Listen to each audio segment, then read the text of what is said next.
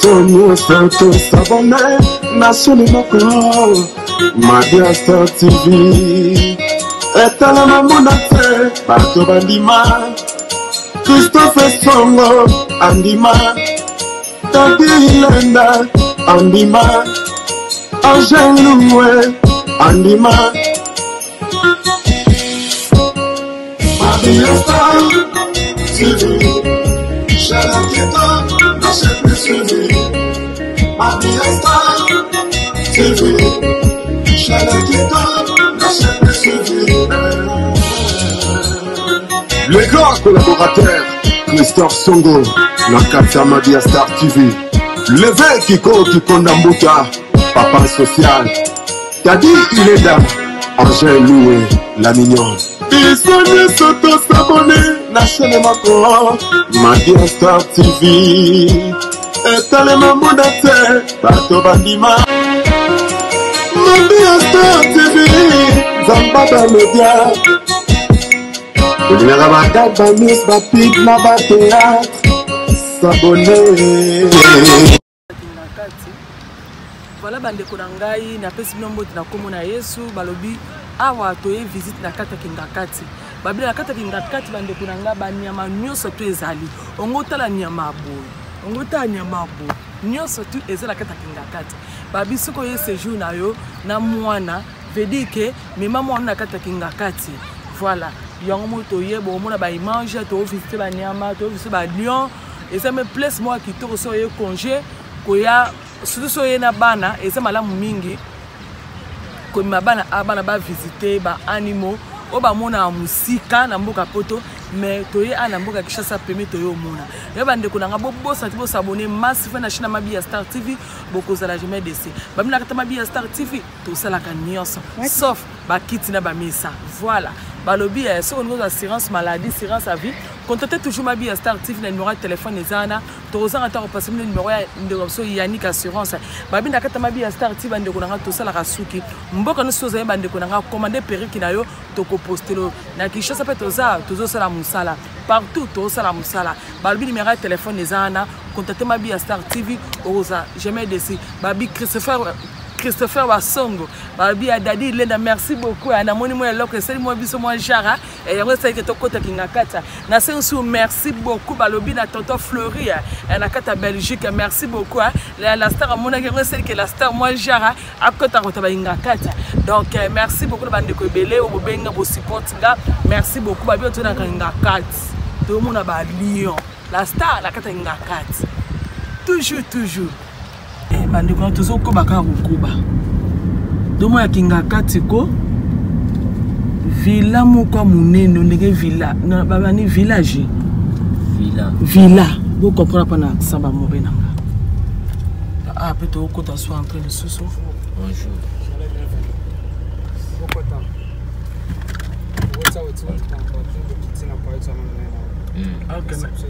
ok merci. Vitesse de l'équipe sur tous les cantons, tu m'as fait peu voir.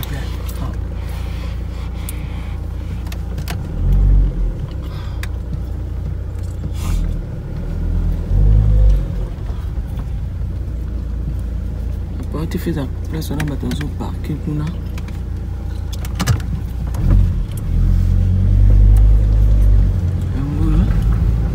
te dis chance de goûter maman Olive, maman dit maman.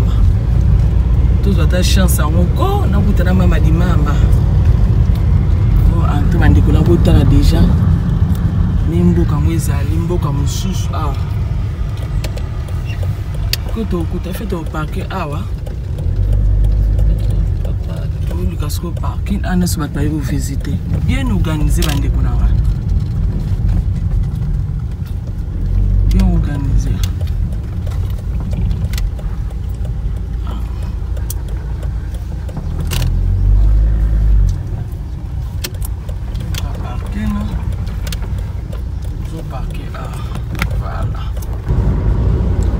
Kingakati. Tozo kende sikoyo na entrée nango. Tout à l'endengeza. À suivre toujours. On katama bien Star TV. Tout là ça non ndini tout ça là séjour na biso na mboka ko. Et par la grâce de Dieu, ils ont les camarades très bien. Malgré ma bise, mais tokos. Ah, tout ça, l'entrée à Kingakati. Droit d'entrée dans mon $10. Là, tout ça qui est suffisamment distance. Tu sais, qu'on a la carte. Si on a une place pour la activité, nini. Il y a un autre moment dans la niama. Un jour, nini pour niama. On va bien à Kinino. Oh, c'est girafe. Oh, girafe. Na to tala banyama mpesa kini kaka mbonzo na mbongo te mo epoko ta ezate droit d'entrée kuna to ebite so to futa combien voilà to zana Kingakati parce que to ke na guichet kanimi from tala mono to futi mbongo ebele anga ta kota YouTube za na raison ya la raison. Ozo kende kaka pour visiter Kingakati kotala ba animaux voilà donc qu'est-ce que kuna na guichet kuna komata sope na mutuka na bango nsima yango kolakisa biso ba activité ni bolingi to sala mpeza di very nice place soko ye na bana vraiment to na bana awa ba ko visiter ba animaux et ça bango bien makasi. Donc, malgré tout ce bimisa, mais il y a des gens qui ont choix. Il y a des gens qui ont congé na bana. Tout le monde a déjà parti à Pau. Tout ce qui était is not easy. Surtout Internet. Internet. Internet, c'est pas ça. Au moins, Internet à $5. C'est là 3 jours. Au moins, on a un jour où ici. Puis, moi, je suis poto. Mais simplement, je un téléphone. Moi, je suis ma caméra. Quelqu'un attention à la voiture. Là, que visiteur. Parce que tu veux que. Il y a quelqu'un qui a vu la mort à mon nez, le beau quand on a assemblé aux hommes. Mon nez, c'est un wana. Le côté de la moto, tu veux voir animaux.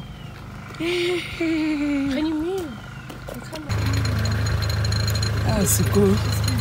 Tu m'as dit la motuka, donc c'est cool qu'on visite. On a la carte. Donc, ah ouais, il faut que Kingakati. Babi na Kingakati. Mais il faut que ça me choix. Il y a un choix qui voir. Le chauffeur c'est Joël. Bienvenue. Oh merci. Hey. C'est les safaris tennis vraiment bien. Nous sommes dans le parc de la vallée de la Célé. Situé à 50 km du centre-ville de Kinshasa. Nous gérons 20 000 hectares. Wow. Et les 20 000 hectares sont clôturés. Donc pour que les animaux ne puissent pas traverser ailleurs. Et le parc a été créé en 2013 et régulier le 2 juin 2018. Wow. Nous avons dans le parc plus de 42 sources, nous les avons aussi canalisées pour avoir nos lacs aquatiques. Et lesquels avons donné le nom de nos lacs naturels. Celui-ci c'est la mini safari. Nous avons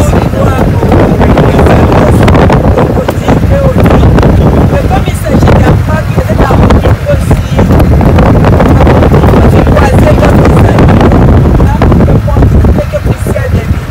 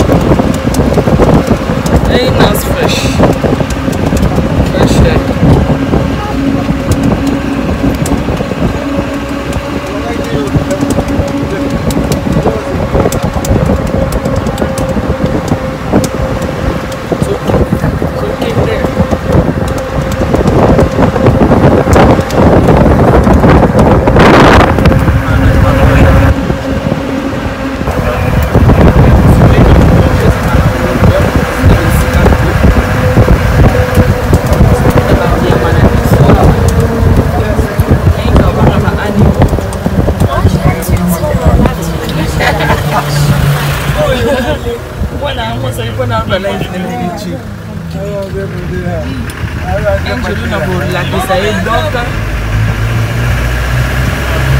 lelo okotokola donc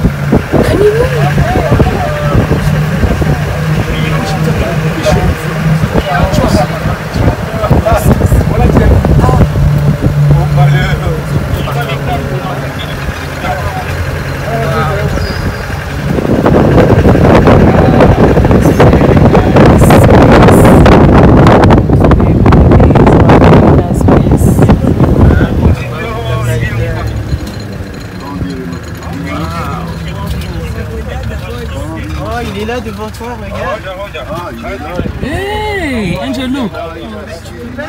Wanya manino?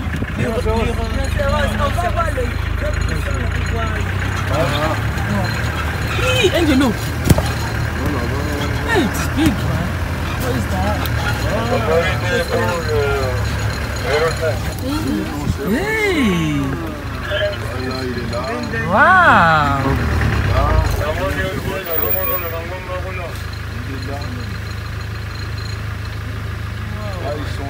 Vous les voyez bien, c'est comment tu le vois. Et là, c'est le mâle et la femelle.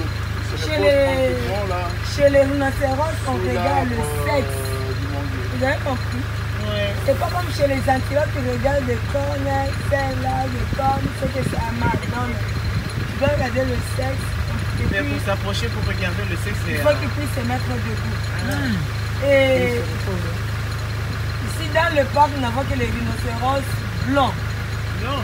La différence entre un rhino blanc et un rhino noir n'est pas au niveau de la couleur. C'est au niveau de la mâchoire supérieure et au niveau de leur régime alimentaire. Donc si vous êtes devant un rhinocéros qui a la couleur blanche, dites-vous que vous êtes devant un albinos. Le rhino blanc, la mâchoire supérieure est large. Observez la mâchoire supérieure. Ah ouais? Large. Et ne doute que l'herbe d'en bas. C'est un bouteur. Par contre, le rhino noir, la mâchoire est large, elle a la forme d'un bec d'oiseau. C'est pointu. Et lui, il mange les écorces, les plantes, les petits le feuille. Et les rhinocéros, c'est le plus grand mammifère terrestre après l'éléphant. Le mâle adulte peut peser de 2 jusqu'à 3, voire même 4 tonnes. Et la période de gestation, c'est 18 mois. Pour ne donner qu'un seul petit peut apporter. Ah ouais, c'est comme ça qu'ils sont en voie de disparition quand oui, même. Oui, ils sont en voie de disparition parce qu'on le tue souvent à cause de leurs cornes. Ah ouais. Leurs cornes coûtent donc très cher. Ah d'accord. Dans d'autres parcs, on enlève les cornes, on coupe les cornes pour que les braconniers ne puissent pas les tuer. Oui. Vraiment, il faut bien le protéger. Oui. Et de loin, ils ne voient pas bien, mais ils sentent qu'il y a un danger qui les guette. De chez eux, c'est l'odorat et l'ouïe qui sont plus développés que la vue. Ok. Ils entrent dans la boue pour se protéger contre les rayons solaires et aussi contre les tiques. Ah d'accord. On peut chercher les autres. Là, quand vous approchez, et ils se sentent dans l'insécurité. C'est comme ça qu'ils peuvent attaquer. Les rhinos peuvent même renverser tout un véhicule. Mais c'est là qu'ils se sentent dans l'insécurité.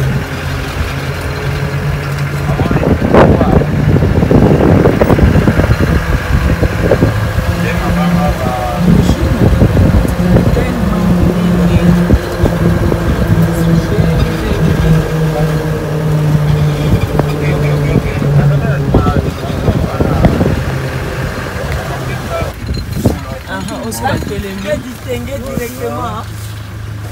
On peut distinguer le sexe. Voilà.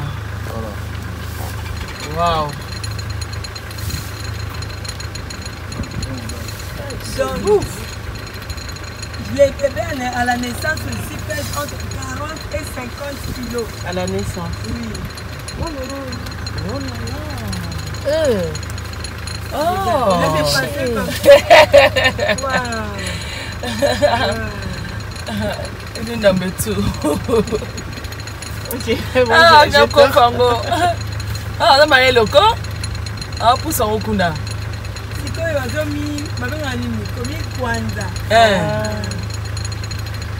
Wow.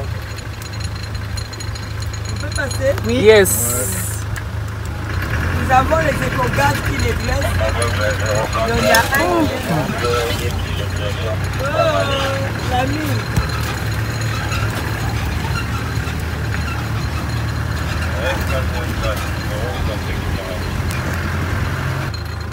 descendre plus.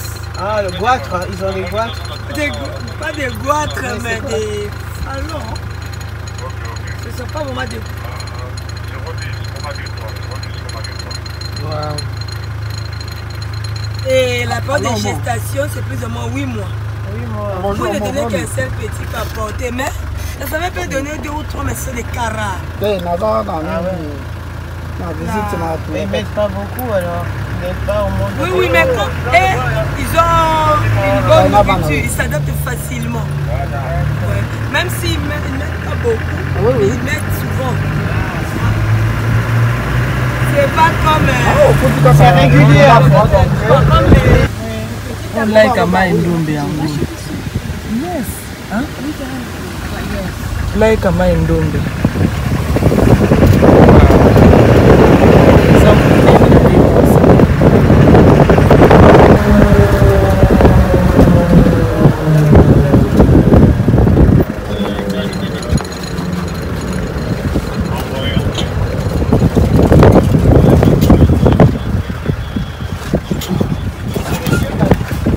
Mani.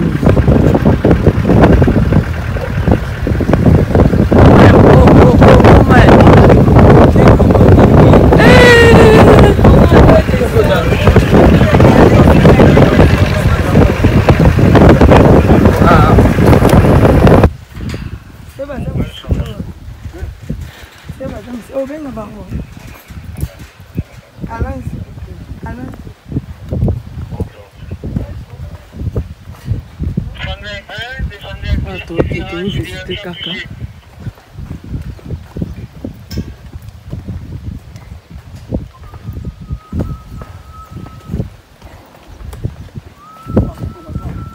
Hein? Il est crocodile. Kabangando. Non, non, tu sais qu'il y a la crocodile de nuit.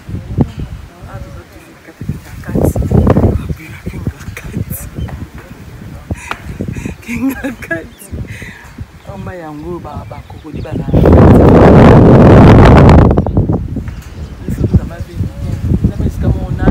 Visiter un peu kitoko eza munene moko oko imaginer très.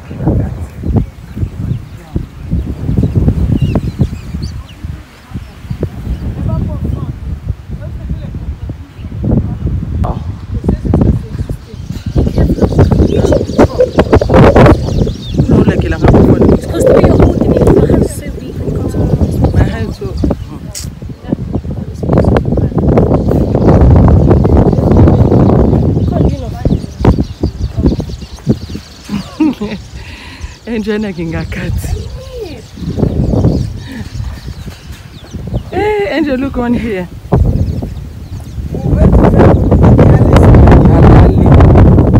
Réguler la température, c'est vraiment manger les insectes.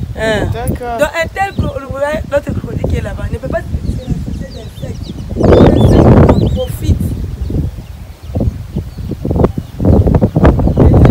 Wow, maman, mon andé ni Kingakati. Super, magnifique. Magnifique, voir hein? les animaux de plus près, plus proche, c'est la plus belle chose qu'on puisse voir. Ok. Et puis, pendant que nous avons ce jour dans le Congo, nous avons visité bien.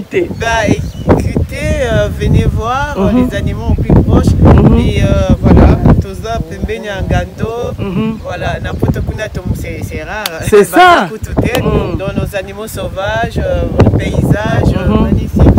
Et voilà, je suis super contente de visiter, de voir au plus près les animaux. Ok, merci beaucoup, Merci, madame. Au revoir. Au revoir. Mon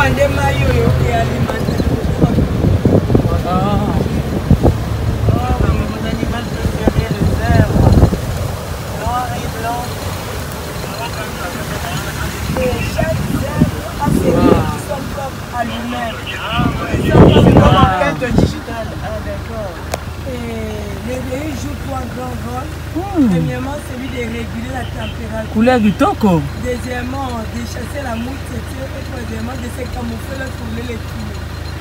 Même famille que les chevaux et les ânes. Ouais. De la famille des équidés. Équidés qui vient du mot latin épouse, qui veut dire cheval. Et la période de gestation, c'est Oh, like Tanganyika. Wow. Pardon? Il était des tilapias, mais on doit après trouver d'autres. Vous attrapez par exemple 3 poissons, vous remettez 2, vous prenez 1. Mais maintenant, le problème est celui-ci. Si vous n'attrapez qu'un seul poisson, qu'est-ce qu'on va faire avec vous? Hein? Non, vous allez le remettre dans l'eau. Il faut attraper plus de poissons. Non? Vous allez donner la chance. Il faut en profiter. Et les filets, ils sont où?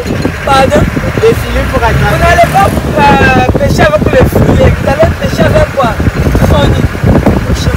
Il y en a pêche.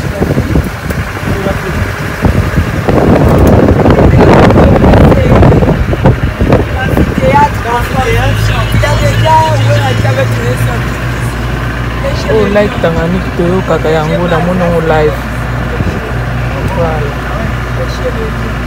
Wow.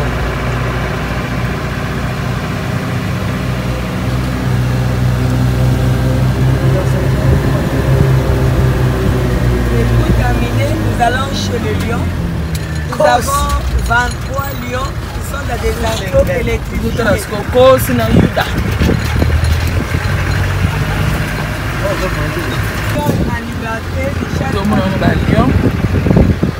La lionne en liberté ne chasse pas tous les jours.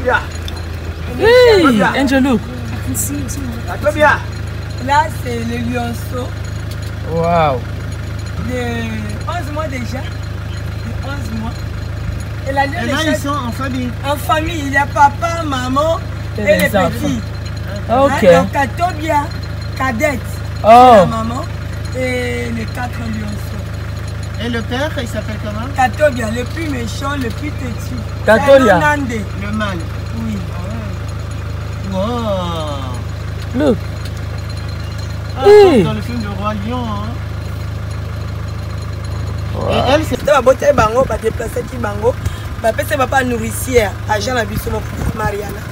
Non mais c'est bango biberon, azo qui peut bango bien. Mais bon, Par rapport à agressif. pardon. Il y a moi na, c'est qu'à botamé à l'eau la niaou.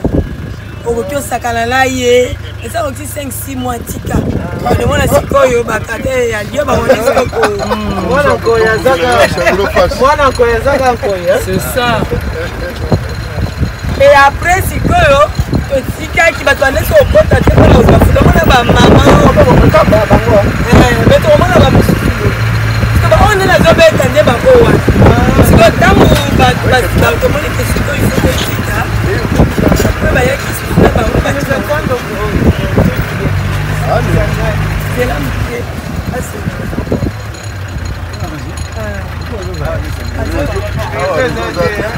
C'est qui m'a.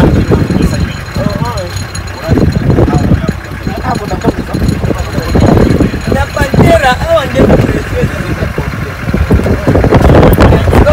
Wow, oh, kitoko. ça va ou bien Ça va. Ouh. ici il y a 7 lionceaux 6, et 3 mamans. 9. Wow. Vous montrez pas ça. Hey, Angelo. Vous montrez pas ça. Hey, papa et maman. Vous voyez qui t'en a sali. Hein. Akenanu, petit anani, mais petit camarade. tozana projet na ye toza na ye awa tozotala balio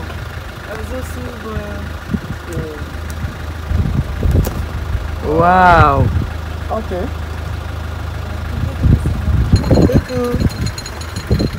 Tu n'as pas gentil. Yo t'es fier. Il a 2 femmes, Ada polygame. jolies et grasses. Wow. Il a polygamé. Tu as 2 femmes mais monsieur Hey, Gino, pourquoi t'as polygame? Gino Wow. Ce qui est kitoko. Ceux qui C'est pas poil boy. Wow. Ce qui différencie aussi. Attends, je peux prendre un... Allô papa. Wow. Bonjour. Gino m'a dans la base 5, dans la base 20 ya. Oui. Ah, touche bando na kinga kati. So kinga kane batonga ngo ya tika. It's very nice place. It's very nice place. Very nice place. Toujours la carte Kingakati. Voilà. Toujours la Kingakati. Toujours la Kingakati. Non, c'est Kingakati. Non, c'est Kingakati. Les amours quand on peut visiter les animaux, on a musique, quand on sort à 30 minutes à visiter.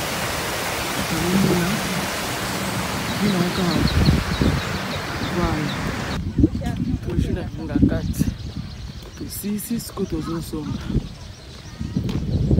On va la cima, ce qui va permettre plus parce que mon amour, tout c'est que nous on a fait nice. Mais normalement, à la station, là, abonnez-vous massivement Mabi à Star TV. Il y a bicho si quand vous voyez. Bon, on a Star tout bon ngaka. Nga mono na ça. Ba fa na ngai, ba bon nganga ya boui. En tout cas, bon s'abonner.